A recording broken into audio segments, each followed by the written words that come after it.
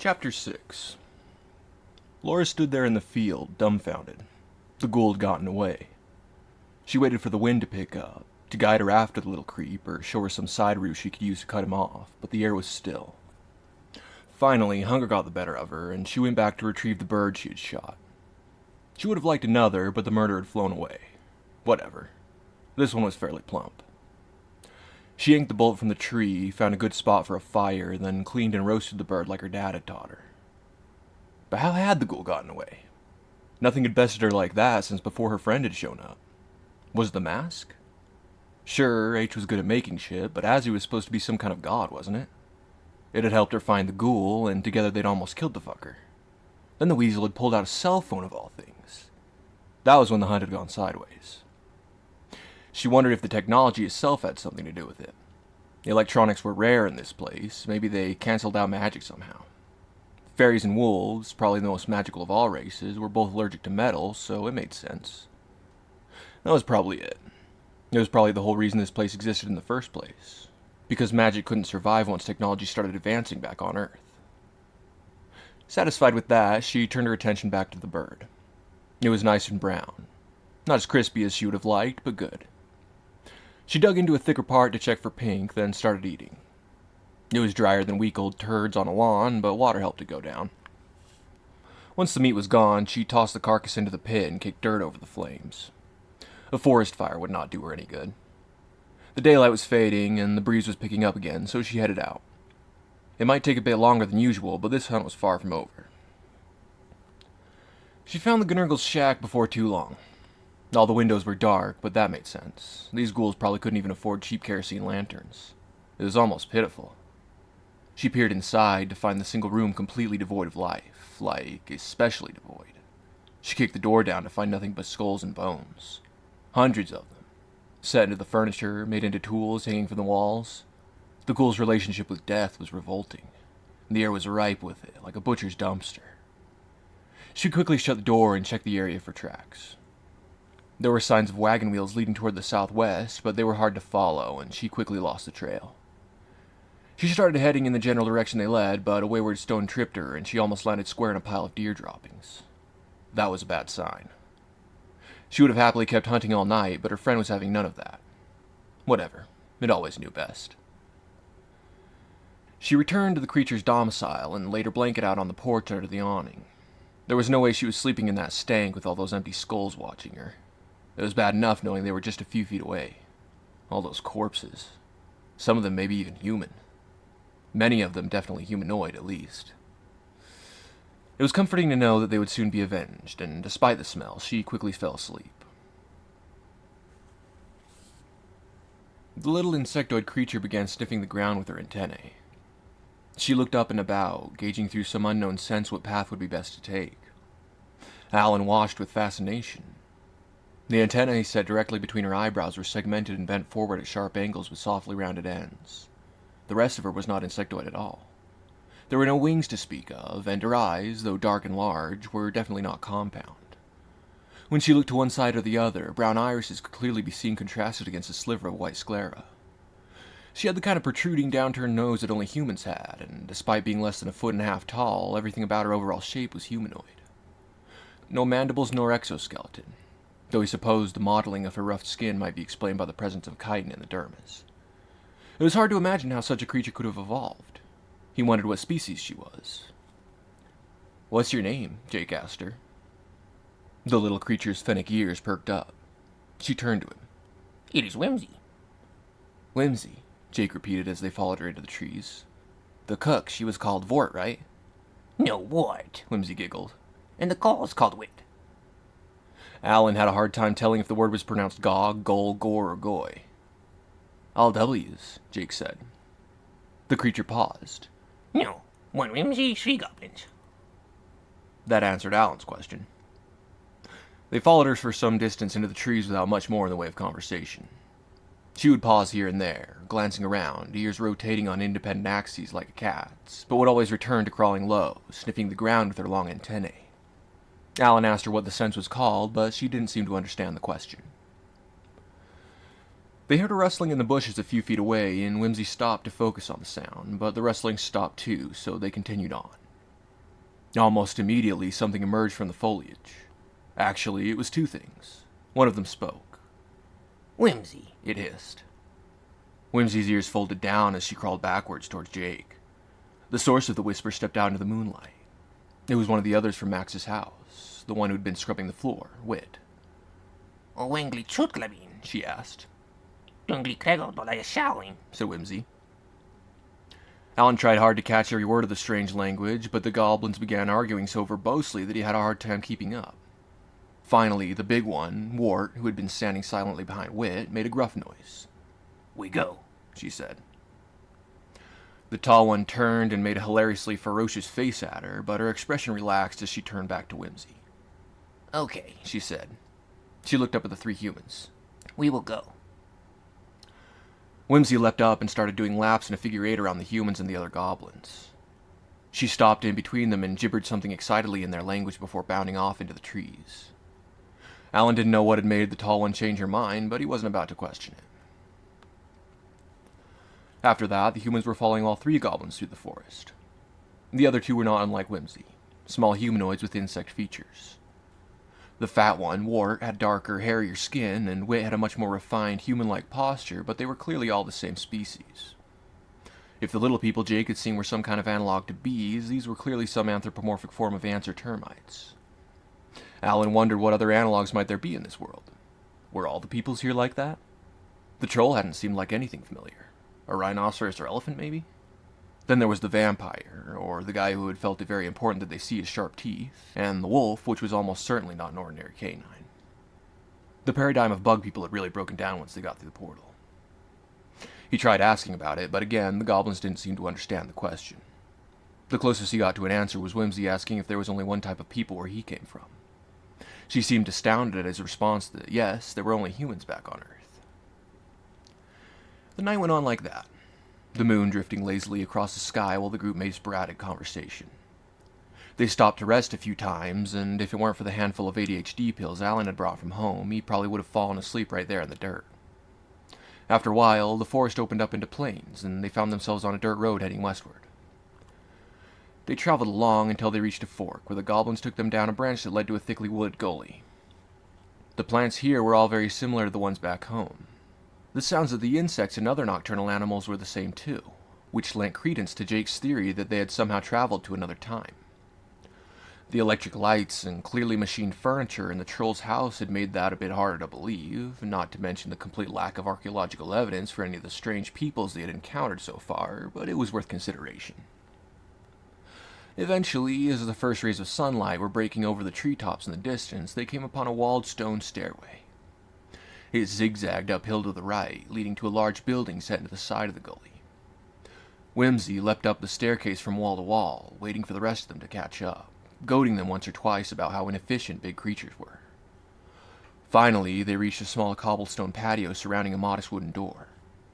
To the side of the door was a dark metal plaque embossed in gold with words, HSB, Magical Research and Development, offering various services. Walk-ins welcome.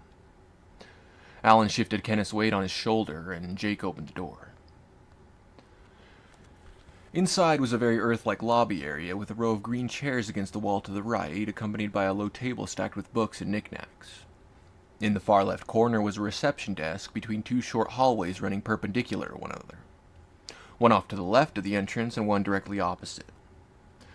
Sitting at the reception desk, reading a book, was maybe the prettiest girl Alan had ever seen. She had long black hair and deep gray eyes, with cute little acne scars like polka dots across her deathly pale cheeks. On the desk in front of her was one of those nameplate things which said Ivenica Vorvalak II. She saw them enter, put down the book, and smiled, revealing a pair of razor-sharp canines like those of the man they had seen before, presumably another vampire. "Welcome to HSB, she said. How may we help you?" Wit, the tall goblin, strode over to the desk and looked up at the girl. The vampire peered over the counter at the little creature. "We have a pup," said Wit. The vampire looked directly at Kenneth, brow creased with concern. "Oh dear." She pointed at Kenneth questioningly, as if Wit could have been talking about anyone else. The goblin nodded. "Can you help him?" asked Jake. The receptionist smiled and nodded. "I'll call for H right away." She pointed at the green chairs across from her. "Please, have a seat." Jake led Kenneth to the chairs and plopped him down in one of them. He let out a weak little cry as his butt landed, then slouched forward as if he'd just run 6 marathons. The receptionist picked up the handpiece to what looked like a ham radio from the 1980s and said something into it. They waited. After a few minutes, the sound of footsteps was followed by a man entering the lobby from the hallway directly opposite the door. He was wearing clothes that covered every inch of his body. Jeans, leather gloves, a zipped-up jacket with the hood pulled over his head, and what looked like a theater mask covering his face. Alan almost thought he was a burglar come to rob the place. He walked up to them, and the expression on his mask morphed into a friendly smile. It was as if the plastic or plaster or whatever was made of skin. "Hello," said the man. "Welcome to HSB. I'm Heartless, but my friends call me H for short." The mask's lips did not move when he spoke, but the eyes and brow waggled and creased in an eerily organic way. They introduced themselves. "What seems to be the problem?" he asked, the mask expressing concern. Alan and Jake looked at their fevered and sweaty friend. The man called Heartless, or H, followed their gaze and stepped towards Kenneth, bending down to inspect the blood-stained bandage around the infected arm. "Oh, damn," he said. "What happened?" "We were attacked in the forest," said Al. "I think it was a werewolf." The man nodded and straightened himself. "Definitely. The guard don't hold back when it comes to interlopers. I expect you come from Earth? This all must be so disorienting for you. I'm truly sorry." "Can you help him?" asked Jake. H looked at him, and his mask frowned. "I can treat the wound, yes." "Are you a doctor?" "I can treat the wound," he repeated, "but lycanthropy is incurable." "Lycanther," began Jake. "Werewolfism," Alan clarified. "I'll do what I can," said H. He motioned for Kenneth to rise. Kenneth tried to push himself up from the chair, but collapsed back into it, barely avoiding tumbling to the hard linoleum. Alan and Jake each took a shoulder and hoisted him to his feet. He swayed a bit, but was able to stabilize between his friends. The masked man spun around on his heel and began marching back down the hallway he'd come from. The Earthlings followed him into the first room on the right. The room was gray. Tiles covered the floors and walls. Along the far side was a row of shower heads on retractable hoses. To the left was a sink with many drawers and cupboards and a rolling stool. In the middle of the room was what looked like a dentist's chair welded together from scrap metal. Against the wall to the far right were 2 toilets and open half-stalls. Alan realized that this was a bathroom, or at least had been at one point. The man called H ushered them into the room and pointed at the makeshift chair. "Set him down there." They obeyed, and he opened one of the drawers below the sink and reached in his side. A couple of rustling and snapping sounds later, he turned around, having replaced his leather gloves for blue nitriles, holding a plastic first aid kit and a squirt bottle of alcohol. "Let's have a look, shall we?" He hooked his foot around the stem of the stool and rolled it toward the chair, sitting down and nodding toward the shower heads on the far wall. "Good, one of you grab me a sprayer?" Jake strode across the room, unhooked one of the nozzles, and carried it back to them, followed by the squeaking sound of the hose trailing out of the wall. H traded Jake the hose for the medical supplies and hooked the shower head to a bar on the exam chair, then used his newly freed hands to begin undressing Kenneth's wound. A deep, organic aroma spewed forth from the red and yellow wrappings as they unraveled. Jake made a snarking noise and tried to hide behind the collar of his shirt. The bottle of isopropanol nearly tumbled to the floor, but he caught it. "Christ on a cracker," muttered H, almost to himself. "Who the hell bandaged this, Frankenstein?" "Vampire," Kenneth responded low. H tisked. "They didn't even bother to take off your shirt." "Will he be all right?" asked Jake. "Well," H sighed, "it looks like the initial infection has done a pretty good job of keeping anything nastier from taking hold, which is to be expected." But, H went on, peeling the last bit of tattered cloth from the wound, "he's still got the big L." "Looks gnarly," said Jake. H laughed and nodded. "That it is." He held out his hand for the first aid kit, clicked the box open, and removed a stack of gauze sheets. Then he braced Kenneth's arm with one hand and used the other to begin squeezing at the jagged, swollen tangle of scab. A river of gray-red ooze trickled down from the mouth of the fleshing caldera and dripped on the floor. Kenneth yelped and squirmed in the chair, whispering strained obscenities against the pain. Heartless realigned himself to keep the shoulder still while he used the gauze to mop up the ick. "It's really quite beautiful when you get into the mechanics of it," he said. "You see, it's not just one infection that causes lycanthropy, but several working in tandem. There's the primary vector, which is the bacterium that hosts the lycanthrogen virus, which is the actual cause of the condition. And then there's the peripheral biota, which is composed of about 30 or so other microbes which integrate themselves into the microbiome of the host. And they're like the life support system for the primary vector. Without them, the symptoms don't last very long. The host's immune system kills off both virus and vector within a few weeks. So he might get better, said Jake. Oh no, I highly doubt that, said H. Judging by the state of the wound, I'd say he's got the full-blown infection. He unhooked the shower head from the chair and, seeming to notice the expressions on the earthlings' faces, added, "Sorry," before pulling the trigger and rinsing out the wound. He then treated it with alcohol and began rewrapping Kenneth's shoulder with a fresh bandage. Alan wondered how the virus was able to make a person transform from human to wolf and back without breaking the laws of physics. He opened his mouth to ask, but was interrupted by Jake. So what's he got to look forward to? H cleared his throat. Well, he said slowly, his dark, hollow sockets meeting Kenneth's own delirious eyes. On the bright side, you'll be effectively immortal. You'll age normally, then stop at a certain point as the transformations create a sort of equilibrium. Traditional aging won't be a problem. You'll be stronger and faster, even in a human form. You may develop some dog-like tendencies, but your cognition shouldn't be affected too much. You may develop certain cancers too, but as long as they don't metastasize into the brain, you'll recover fairly quickly. Overall, wolves lead pretty normal lives. Once you get over the growing pains, the worst of it would be emotional. If I were to choose, I'd take lycanthropy over vampirism any... At that point, the bathroom/examination room echoed with an urgent, blaring noise. Heartless leapt to his feet, sending his stool rolling backwards and the first aid supplies scattered across the floor. Kenneth jumped a bit too. The man looked down at him, mask scrunched inquisitively. Then the mask relaxed into a smile and he laughed. Still hazy, Kenneth looked puzzled, then understanding, then annoyed. He sighed, reached into his pocket, and pulled out his phone. The device screamed and whined like a baby with a bug in its pants. Kenneth swiped at the screen and the screaming stopped. H laughed again and held out an open hand to Kenneth.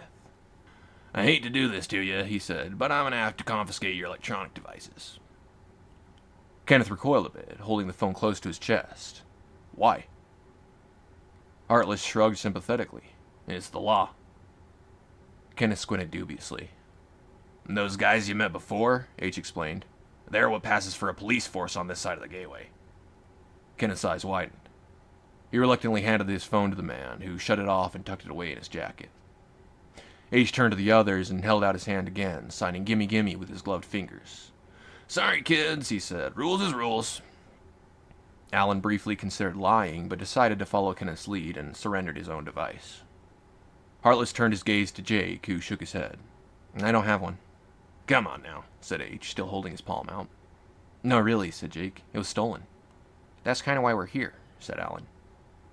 A strange expression crossed the man's mask. Stolen? By whom? More like by what, said Alan. Like a gremlin dude with wings and a mask, said Jake. Heartless's lipless mouth curled upwards in excitement and he stepped forward. A mask, you say? Yeah. H clapped his hands together and made a jolly noise. What did it look like? Well, said Jake, taking a step back. I didn't really get a good look at it. It had huge eyes and, I think, feathers. It was shiny like the inside of a clamshell. H took a breath and nodded, still smiling. Could the feathers have been antennae? Oh. Jake paused for thought. Yeah, they were definitely the same color as the guy, like a bruise. Ghoulish, you might say? Jake's eyes widened a bit. Is that what it was? It smelled like blood and bacon grease. One moment, said H. He stepped politely between the two of them and poked his head out toward the lobby. Evie! The receptionist called back. Yeah? Get hold of Carver, he said. Tell her to come right away. We've got a major lead. He paused. And let the goblins know, too. He stepped back into the room and slapped his hands on Jake and Alan's shoulders. So, he said, you need a place to stay tonight?